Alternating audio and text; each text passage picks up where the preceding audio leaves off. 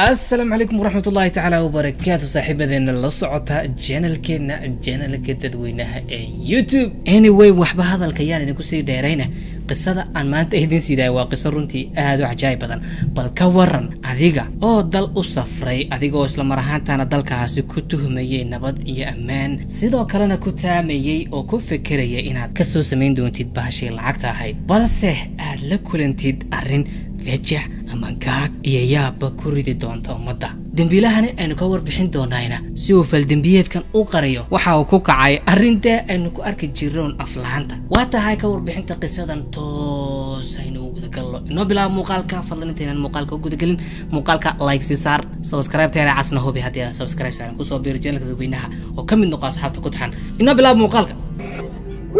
channelka dadweynaha subscribe saar oo ku soo biir واتهاي سود ولا صاحب بيال مركلة دعدني وحي كدعدي دلك جبان ويلكني وحلو مقعبة تاتي طبعا هو ويل جبانيسة وحاول شيء سنة كمركوها كم سجال بقولي سجال تدواتن كي ميلادية وقت جي أي دعدني دعي سينا وحوها يلا باتنجر ولا ريروها ويلكني هو يدي وحي هاي دنتست يعني وحي هاي قليها لخاطرته الكها فوق hagaajiye kuwa kala dhaadheer toosiye birahanaya imika dhalinyartu xixidan yihiin ilkaha ugu laxlaxamada marka hooyadii hawshaasi ayay haysay aabihiina sidoo kale waxa uu ahaa nin digtoora oo dhinaca caafimaadka marka waalidiin dhakhaatiir ayaa ninkan dhalay waaw ma sha Allah yaa heli kara hooyada ayaa aabaha labaduba dhakhaatiir yihiin hadii aad xoogay xumad yar ay kugu dhacdo aabaha ku garab taagan hadii ilku ku yara xanuun hooyada ku garab joogta ilkaha hand yaa heli kara waalidiin dhakhaatiir marka wiilkani qoys dhakhaatiir ayuu ka dhashay ما شاء الله ويلكني ما دام أي والدين تيزي أقونيانيين وحاو فرصة ذهبية أوهالي إنه أستغون السيدو كلا وحبر الشاذا ميل في عنه كقارو لابد يكون إيشانتي أيا وحاو كقلن جبي جامعة جيب يونيفرسيتي أكوتالا دالك جبان وحاو نبرتي علميغا لو يقانو horticulture يعني وعلميغا دينا بيرها والدين تيزي وحاي هاين دخاتير أسنو وحاو نقضي ننكو تخصصي دينا علميغا بيرتا وارها لبرتو علميغا فالدا بيرها اوكي ninkani hadii aynu xoogay gudaha ugu yar daadegno noloshiisa gaarka ah waxa uu ahaa shakhsi aamusan degan sidoo kalena ah kali socod wax saaxiib ah maanu lahayn keligii ayuu iska noolaa guriga ayuu iska dhex joogi jiray xataa waqtiga uu jaamacadda ku jiray saaxiib maanu lahayn qof waxa uu iska ahaa keligii uu urursan oo keligii iska nool sidoo kalena intaasi waxa u dheeraa caajis low ayuu ahaa ninkani xataa markii uu qalin jabiyay uu shahaadadii qaatay maanu dhaqdhaqaaqin oo shaqooyin maanu raadsan waxa uu iska fadhiistay guriga waalidiintiisa ayaga baa masruufiyay oo daayagina maadan war dhaqaaqo deeniyo shaqayso nin lazy oo caajis low iska yahay oo jaamacadii wada mar hadii uu soo gabagabeeyay oo darqa ku soo dhaafay gurigu iska fadhiistay hantida ay siin jireen bishii waalidiintiisu waxay gaadhisay $750 hadda waa 2005 ayaa wiilkani dhalinyarta ah waalidiintiisu waxa ay bil walba siin jireen dhaqaale gaaraya $750 dabcan qisadana sidoo kale waxay noo iftiimin doontaa wiilkan dhalinyarta ah hadii ay waalidiintiisu maadaama ay yihiin dad wax haysta oo Ilaahay u dhiibahanti hadii ay sidaadan nolosha u wanaajiyo oo bahasha lacagta u dhiiba haddaba lacagtani tolowma waxay ka dhigsadeen bishiiba inay siiyaan lacag kor u dhaafaysa $700 ayaa waxay timid kadib markii uu jaamacadiisii sidaasi uga qalin jabiyay ayaa waxa uu maalin maalmaha kamid ah arkay gabadh yar oo wadada marisay oo lacag sidatay gabadhiibu dhaska ka duuliyay lacagtiina waa ka qaatay haddaba akhbaartaasi markii waalidiintiisa soo gaadhay ayaa odaygii aabaha u ahaa wiilkan waxa uu sameeyay gabadhii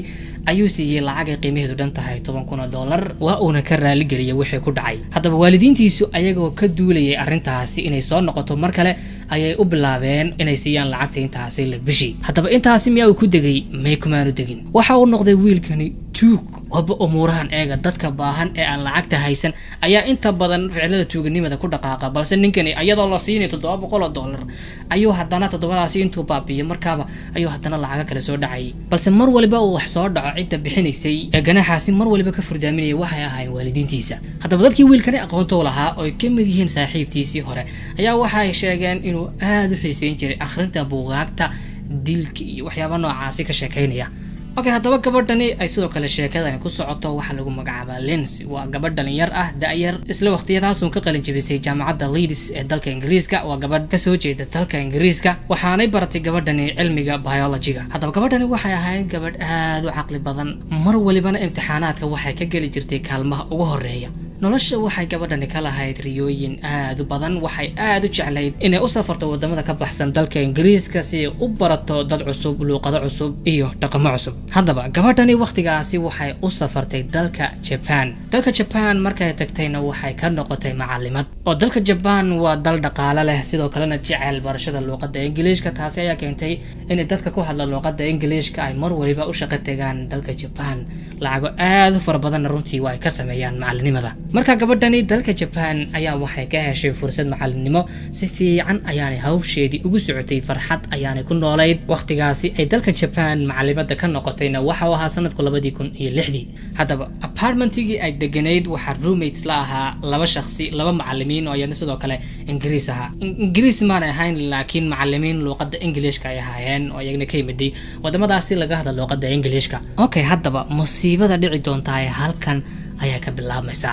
maalmaha kamid ah ayada oo shaqadeedii soo dhameysatay oo ka soo rawaxday oo soo fuushay tareenkii oo yacni u soo wajahnayd dhinaca hoyga ay ka deganayd dalka Japan ayaa isla tareenkii ay soo fuushay waxa sidoo kale la fuushanaa wiilkii aynu ka soo waraminay ee Tati haddaba wiilkani intii ay gabadha tareenka wada saarnaayeen ish umbu sidaas uga fiirinayay ayadu maanay dareensanayn balse asagu zaa'id ayuu gabadhan ugu fiirsanayay haddaba markii ay ka degtay tareenkii ayaa asna sidoo kale waa uu ka daba degay deetana gabadhii ayuu ka daba cararay uu ku yidhi hey waan ku garanayaa gabadhii ayaa yaabtay sidaas u soo fiirsay ninkan xumaana odhan way iska aamustay deetana waxa ku yidhi waan ku aqaan waxa tahay macalimadayda luqadda Ingiriiska waa yaabtay gabadhii wiilkiiba u fiirsatay deetana waxay ku tiri I'm sorry waan ka xumahay kuma aqaan anigu ardaydeeda wajigooda waan wada garanayaa balse adiga waa maalintii ugu horeysay wajigaaga arkayo awkward I'm sorry batiri baaskiilkeedii fuushay meeshii ayay isaga dhaqaaqday balse Tati kamaanu daba hadhin ee gabadhii waa daba dhigtay daba cararay jag ilaa ay gaadhay dhismihii ay deganayd haatan dee qofkani waa garanayaa meesha aad ku nooshahay kamaanu daba hadhin ee gurigii ayuu uga daba tegay deetana waxa uu ku yidhi waan haraadsanahay fadlan biyo cabi xogay way dhibsatay haddana waxa istiri waa caadi maadaama guriga ay laba qof kula degan yihiin haddii uu weerar ku geysto ayaga ayaa ka difaaci doona sidoo kalena maadaama aad tahay qof ajnabi ah walibana ku cusub dalka Japan oo dhaqamadooda iyo waxaas si fiican u maanay kala baran waqtigaas sanadda waxay ahayd 2007 waxa istiri xogay qof wanaagsan oo soo dhaweyn la iska dhig waa u dhoola cadeysay hay'aba ku tidhi malaha koobkii biyaha bay u soo shubtay way siisay deetana intuu wiilkii koobkii biyaha saawirka badu soo fadhiistay ayuu aad ugu fiirsaday deetana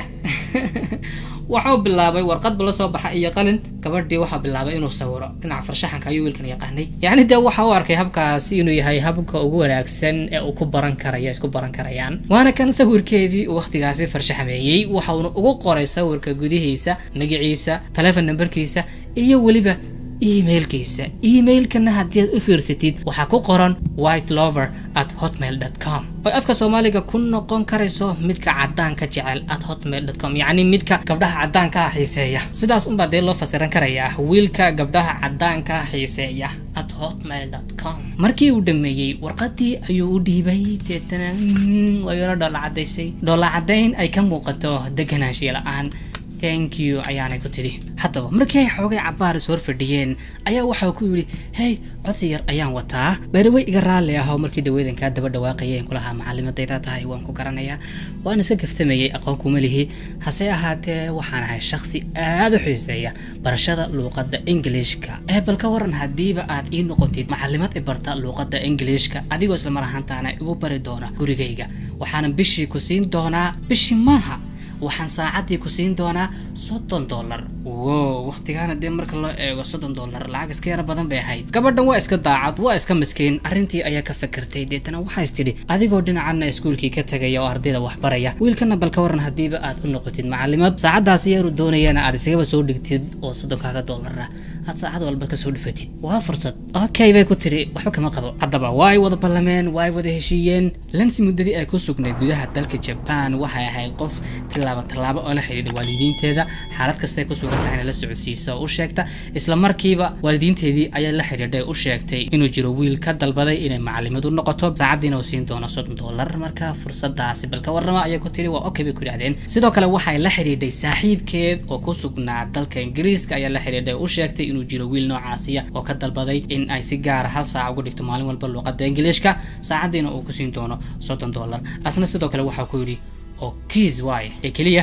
isu badnoo islaali maalintii dambe ayuu gabadhii kaxeeyay deetana waxa ay galeen meel cafeteria xoogay cabitaano yar ay ka cabeen muddadii ay wada joogeen waxa aad wajigeeda gabadhani ka dareemaysaan kamarada CCTV muuqaalka ay qabatay waxa ka muuqatay ayadoo timaheeda taataabanaysa oo ay ka muuqato deganaanshiyo la'aan aad u weyn yani gabdhuhuna xaaladaasi oo kale markay ku jiraan ay gabadhu timaheeda ku mashquulso ay jeejeesato waxa ay dareemaysaa deganaanshiyo la'aan aad u weyn ninkana waxaad moodaa kolba waa ku soo turturkayay oo ayuu qalb sidan ku soo lahaa I don't know waxa uu ka sheekeynayay balse ayada sida ka muuqatay waxay ahayd very uncomfortable yani qof halmar meesha mad ka dhaqaaqid bees lahayd oo waxay u dhaqmaysay si macallimad professional ah waana dibsanaysay shakhsi ardaygeeda inay meelahaasi la sii joogjoogtay la hadasho si taagtaagnaato deetana waxa uu ku yiri oops waxaan ilaaway boorsadeedii lacagtu igu jirtay balka waran hadii aad xoogayga yar lacagtaada iga sii bixisid hadhow markaan meesha tagno ayaan lacagta ka siin doonaaye ma aqaan waxa qaatay gabadhii haye un iska tiri lacagta bixisay way israaceen taxi yar bay fuuleen wuxuu yiri mikan yar baan meesha waa halka nagama foga taxigan fuulina خلاص فردان tahay guriga markaa waan tagnaa way israaceen deetana markii taxiga sidaasi uga dageen ayaa ninkii taxila ahaa waxay ku tiri fadlan ha iga tagna halkaasi easy istaag imikadan baan soo degayaa oo waan ku raacayaa meesha xalashan ka sii soconaya haye ayuu ku yiri ninkii taxila ahaana waa u taagnaa balse gabadhii maalintii ay guriga si tagtay waxa uu noqday maalintii ugu dambeysay isha la saaro dib looma arag ninkiina markii uu gabadhii sugay ay ka daahday waxa uu yiri khalaas ma soo baxaysa meeshan ma basiga dhaqaaqidooda hawlaha kala qabsatidood macaamil kala soo qaadatid waa isaga tagay ninkii taxila ahaana meesha haddaba gabadhii yarayda Lancy ahayd markii waliinteediina wax yani xiriir ay ka waayeen sidoo kalena meeshii ay wax ka baraysay ay iman weyday maalintaasi wixii ka dambeysay la waayay arrintii waxa la socodsiiyay booliiska gabadhaasi waa la leeyahay ee bal ka warkeen oo baadi gooba booliiskii ayaa waxay yimaadeen dhismihii ay deganeyd Lancy deetana labadii qof ee la deganaa Lancy ayaa waxay weydiiyeen meesha ay ku dambeysay waxaana u sheegeen in markii ugu dambeysay ay arkeen ay israaceen wiil lagu magacaabo Taatsi oo ka dalbaday inay luqadda Englishka u dhigto sidoo kalena waxay tuseen warqadii uu ku sawiray ay ku qornaayeen macluumaadkiisa emailkiisa magaciisa markiiba booliiskii waxay ambaareen dhismihii uu Taatsi deganaa ma aqaan nidaamka Japan miya markiiba dee booliiskii xukumaan galin gurigiisa agagaarka albaabka ayay ku sugayeen inta uu soo baxayay markiibaasna daaqadii wuxuu ka arkay garamaayo waa u dareemay ala fara badan ma aanu qaadan oo shandad yar oo baag ayuu qaatay hab degdeg ah cabsi fara badan ay ka muuqato ayaanu uga soo degay booliiskii markuu arkayna orday isqaaday waa ka baxsaday booliiskii waxa uu ku guuleystay Taatsi inuu meeshii isaga baxsado haddaba intaasi kadib booliiskii ayaa waxa uu soo galay dhismihii uu deganaa Taatsi si ay u arkaan bal inay ku sugan tahay gabadhii Lancy ahayd balse nasiib darro waxay ugu tageen Lancy oo mayd ah oo walibana dhaxtaala aaladan yar ee sawirkeeda idin muuqato dad ku dhaxjiibsadaan ay ku raaxaystaan ay ku qubaystaan ayaa waxay ugu tageen ayadii oo dhaxtaala oo mayd ah gabadhii jirkeedii markii u fiirsadeenna si xun ayaa loo dilay qoorta ayaa laga jabiyay marka Lancy halkaasi ay ku nafweyday markii booliiskii waxay bilaabeen baaritaan iyo dabagal in ninkii ku sameeyaan sawiradiisii ay gidaarada iyo meel waliba ay ku baahiyeen TV-yada ha noqoto meel kasta ku dhajiyeen ka buuxiyeen dalka Japan ninkaasi waa nin khatar ah la soo qabto la soo sheego ciddii ninka sawirkiisa aragtay booliiska ha ku soo wargeliso xataa waxay sameeyeen xaagan waaweyn ee loo sawiray sida ibn aadamka isticmaalaan meherada dharka gadaa u taagna dharka shan ayaa wajigiisii lagu sawiray oo xataa la taagtaagay goobaha dharka lagu gado ayadoo isla mar ahaantaana macluumaadkiisa iyo waxa uu ninkaasi yahay lagu qoray yacni ninkan indhihii shacabka ayuu xataa ku badbatay oo haddii arkaan markaba way soo saarayaan inuu ninkan yahay ninkii meelahaasi ku sawirnaa dambiilaha ahaa ee la raadinayay walibana booliiskii halkaasi kagamaanu daba hadhine xataa waxay sawireen sawir lacalla haddii uu iska dhigo qaab ahaan dumar sidii u ekaan lahaa muuqaalkiisu ayay sawireen si xataa haddii uu make-up marsado uu dumar isku ekaysiyo uu timo gashado loo aqoonsan karo. Haddaba ninkani go'doonka noocaasi ah ayaa la saaray oo way adag tahay inuu ummadda dhex socdo oo meelaha ay dadka ku badan yihiin tago, xataa wadooyinka inuu maro, xataa tareen inuu fuulo dadka aqoonsanaya. Danta waxay ku kaliftay ninkii inuu baxsado uu magaalooyinkii dhuudhuumasho iyo orod kaga baxo, uu ninkii u baxo oo galaba duurka. muddadii uu baxsadkiisaasi ku jiray waxa uu qoray dhigana oo ku muujinaya dareenkiisa ku aadan dilkii uu geystay gabadhii, asagoo isla mar ahaantaana ku cadeeyay sida uu uga xun yahay ficilkii uu kula kacay gabadhaasi uu aadna u jeclaan lahaa haddii ay gabadhaasi nolosha ay ku soo laaban lahayd. waa tahay ninkii lugihiisa ayuu miciin biday oo baxsad dheer ayuu galay oo maan istaagin oo cararayay buurtan gal dhinaca kale uga bax soco waxa uu tegay meel aad u fog oo jasiirada. dabcan wax cuntaa ma sito, wax biyo ma sito, waa bilaa sahay, meeshana ummad kuma noola. danta waxaa ku kaliftay inuu sidii ugaadhi oo kale meelahaasi ka raadsado kalluunka iyo noole kasta oo qabsan karayo, xataa mararka qaar markay xaaladda ku xumaato masaska xataa maanu dhaafi jirin, intuu dilo ayuu cuni jiray. wallahi baasha gaajada leedahay markay kugu xiinto waxa kaliya ku fikiraysid waa sidii aad calooshaasi u qaboojin lahayd. anyway in muddo ayuu xaaladaasi adag ku sugnaa, hase ahaatee waa u dul qaadan kari waayay. ninkii waa uu tabardareeyay qoraaladii uu ka qoray xaaladihii aad ka adkaa uu soo maray muddadii uu baxsadka ku jiray, ayaa waxa uu yidhi runtii dhibaato aad u badan ayaan soo maray, balse dhibaatadaasi aan soo maray waxa ka weynayd oo ka halis badnayd miskiintii aan dilay ee nafta dhaafiyay, waanan u qalmaa in aan maro dhibtan iyo dhib ka weynba. okay, muddo kadib xaaladiisii markii adkaatay fikrad ayaa ku soo dhacday ah inuu xidho mask sida anigoo kale inuu wejigiis qariyo. iminkaan wadan saadin dhaxmar miyaad galan karaysaa? dabcan waa fududa qofka indhihiisa in lagu garto, balse kaliya waxa garan karaya qofkii indhihiisa u fiirsada. haddaba magaaladii ayuu ku soo laabtay asagoo mask xidhan, balse aad isaga ilaalinaya indhaha dadku inay qabtaan indhihiisa. waa tahay markiiba supermarketyada ayuu tegay oo cuntooyin iyo balaayo ayuu iibsaday oo calooshii ayuu buuxiyey. gaajadii xumeed horta waa iska gooyay. haddaba waqtigaasi qoyska Lindsay waxay ku sugnaayeen xaalad aad u adag, waxaana dowladooda ka codsadeen inay dalka Japan ku adkayso sidii ninkaasi gacan ku dhiiglaha ah ee dilay gabadhoodii yarayd ee aadka u jeclaayeen gacanta loogu soo dhigi lahaa. haddaba waqtigaasi xukuumadda dalka Japan waxay bilowday inay ninkii madaxiisa saarto lacag ay cadadeedu dhan tahay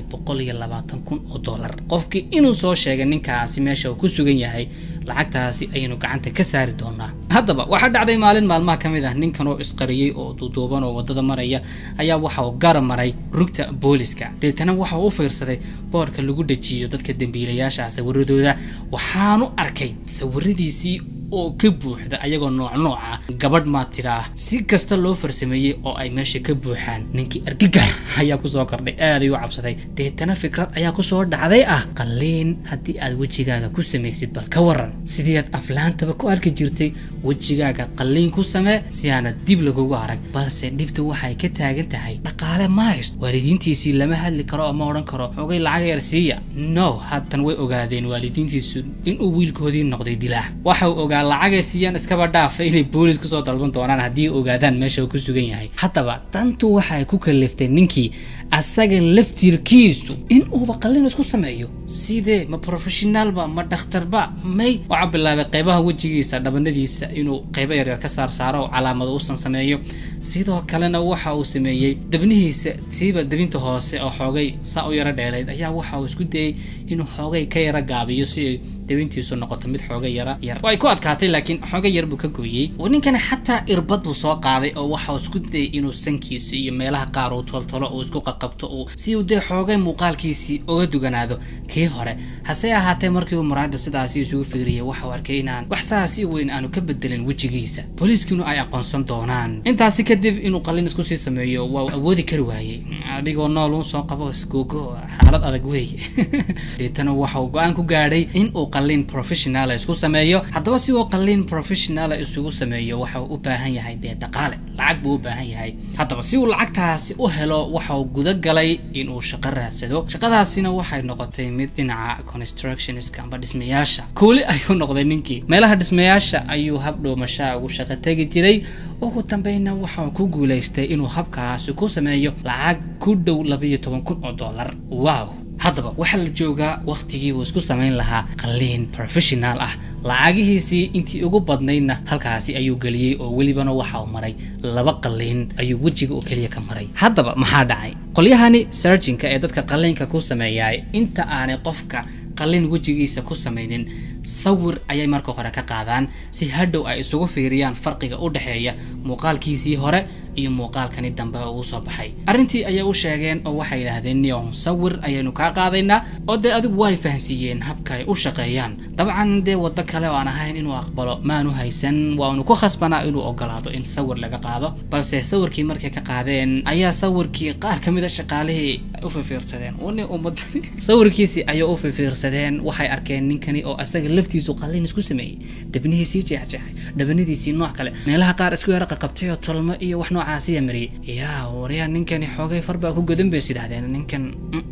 قاركو ذي يسيري نيو نصور كان إنه جمع أسباب حتى كور إن عرقنا نملاينا طلعوا حقين كوارقني من ندم بيلاها با أنا بوي أدوك شقدو ذي أي قتين أو ما نجوجين أو نكين ما ندرسين أو ده أديك هوش هذا قلب على حقا دم بأيان الصور دي سووا في فرسانية نكين قلنكي أيان لو سمية والله دمستري مقال كيسين وحا ونقضي نوعا طبعا فرق وين أي أودحية مقال كيسي هراء أي مقال كي هو كذي مركي قلين كلو سمية كذب قد كقلين بالو سمية أو قد كيرد أنا حوجي ولا فرسمية سيدو كلا حرمه سي حوجي ساس هوس بالو صير دجيه دبندي سي قلين بالو سمية دبنده سي دبنتي هوس يرد ريد أي جبي كذا ولا جابيه يعني وحاول نقد الشخصي هذا قد جن مقال كيسي هراء ما حسمية قليه مركي بواي قرتين كان إنه يحنين دم بلا هاي بوليس كراس ninkii markay hawshii u dhameeyeen lacagtiina ay ka shubteen unbay sawirkiisii hore iyo sawirkiisii dambe muuqaalkii dambe oo akaaday intay qaadeen iska dhigeen unbay booliska gacanta ka saareen ay dhahdeen ninkaasi waa dambiile raadsanayeen raadsada sawirkiisii dambe oo kaas noocaas uu ku yahay khasaaro lacagtii muddadaasi oo dhan ku soo tabcayay iyo wajigiisii oo intaasi oo qalin mariyay si uu muuqaalkiisa uga dugaanado muuqaalkiisii hore booliskana aan aqoonsan booliskii cidii dambe uu ninkana noqday waaba hayaan oo way arkeenba qalaaskiisii hore waa la tuurayba war waa kan imika rasmiga sawirka rasmiga waa kan hal raadiyo sawirkiisii dambe ba meel kasta lagu dhajiyay meheradaha wadooyin warbaahinta TV-yada meel walba ninkii noocaasi ayuu akaaday hala soo qabto ayaa leeyahay haddaba waxa dhacday maalin maalmaha kamid ah ninkani taatiya waxa uu leeyahay anigoo TV-ga iska hor fadhiya oo TV-ga daawanaya baan hal mar waxaan ka arkay shaashadii sawirkaygii dambe oo la baafinayo umadar xagee lagaga dhunta ma sawirkaygii dambe ma heshan waxa uu leeyahay markaan sawirkaygii dambe TV-ga ka arkay wadnihii ayaa waxa uu ii garaacay hab aanu weligay ii garaacin inuu qarxo wadnihii ay u jirsaday haddaba ugu dambeyn ninkii waxa uu dhuudhuumasho ku jiraba 2009 ayay boolisku gacanta ku soo dhigeen oo qof ayaa lacagtii qaatay oo ninkii meesha uu joogay soo sheegay ninkii taatiya ahaa 2009 ayaa gacanta lagu soo dhigay kadib 2 sano iyo 6 bilood oo dhuudhuumasho ku jiray waqtiman waa la soo qabtay maxkamadda ayaana la soo saaray qabashadiisii maalintaasina waxay noqotay mid hadalhayn aad u fara badan oo ninkaasi ku aadan ayaa dalka Japan isqabsatay TV-yada ummadihii oo dhan war ninkii dambiilaha ahaa ugu dambeyn la qabtay ninkii gabadha sida xun u dilay ee Saudi Dumanay ee wajigiisa qalinka ku sameeyay ugu dambeyn hadalhayntiisiiba meel kasta isqabsatay haddaba taatiya waxa uu leeyahay anigu gabadhaasi dilka ugumaan talagelin oo kaliya waxaan islahaa aamusiinteedii ayaa xoogay ila yara tararaxdo gabadhii gacanta ayaga dhacday oo way dhimatay ugumaan si talagelin oo maan doonay inaan dilo kaliya aamusi baan islahaa gabadhii markaan arkay inay dhimatay iyada dhulka taala argagax fara badan ayaan dareemay gabadhii ayaan jirkeedii taabtay bal inay nafi ku jirto balse waxay cadaatay gabadhii inay naf baxday balse maxkamadii ugu dambeyn ninkani waxay ku xukuntay xabsi daa'im taatiya saaxiibtii oo ka warbixinaysa habkii loo qabtay ayaa waxay leedahay